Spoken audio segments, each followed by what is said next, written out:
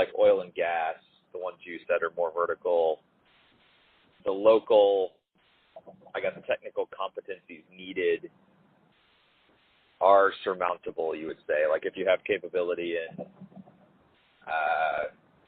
whatever it is, hydroelectric dams, you're not going to experience drastic differences in, local conditions that would prevent you from taking on work outside your known region. Yeah.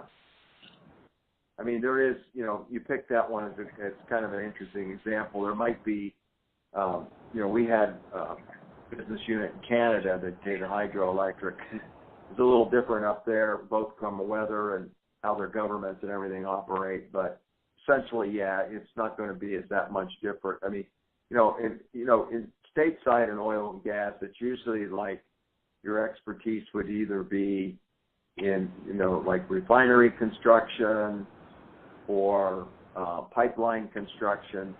There's not a lot of in exploration and production.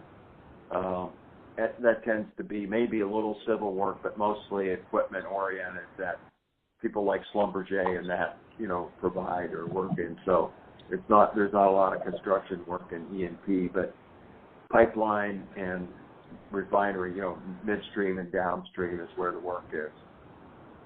Got it. And what other, if I kind of go through the different, call them divisions that I'm interested in, you mentioned infrastructure is one where you might benefit from more regional organization, and oil and gas less so, more aligned with the actual project type or construction you're doing. What about things like industrial construction, where you're doing warehouses or manufacturing plants? That feels like one that it would fall more in the oil and gas vein, where it's the technical competency that you'd want to align against. Yeah, and again, the projects bounce all over the country, whereas if you're talking about road projects in Georgia and Florida, I mean, there's going to be projects there every year, but if you're doing warehouses and that, Amazon or somebody could be building one, in the Midwest, sure, and then in the East, so they bounce all over. We did a lot of work for companies like Caterpillar, who built plants all over, the U.S. So another one was Nucor Steel. They, again, you never knew, where the next plant was going to pop up. So, yeah, that would be ones that you would want to keep vertical. And I imagine the design of those are fairly similar anyway, such that, you build capability, the regional component becomes less of a consideration. Right. What about things like water or wastewater? Well, we looked at, the two biggest markets for that are California and Texas.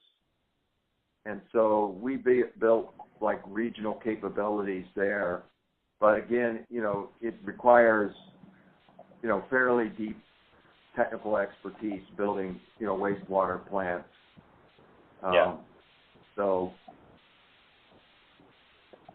But, that is, kind of a combination of, building that expertise, but building it for, particular markets, again, because the municipalities control that. And so, there's a relationship building aspect of it. Yep. I mean, is it fair to say when the customer is going to be, more public, like a municipality or the DOT, it's that regional component that may be more important? Yeah. Got it. Okay, great. Okay, thanks. That's very helpful. Maybe we go back to something that you said earlier in the intro about, really the key to growing is retaining good talent.